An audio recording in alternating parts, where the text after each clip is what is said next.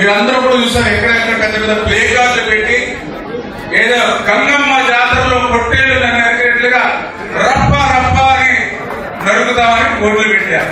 అంటే రేపు నువ్వు అధికారంలో వచ్చాక రప్ప రప్ప అని నరుకుతారు. మరి మేము ఇప్పుడు అధికారంలోనే ఉన్నాం, అదే పని మీరు చేస్తే మీరు ఏమవుతారు అంటే ప్రజాస్వామ్యంలో హింసకి తావులేదు.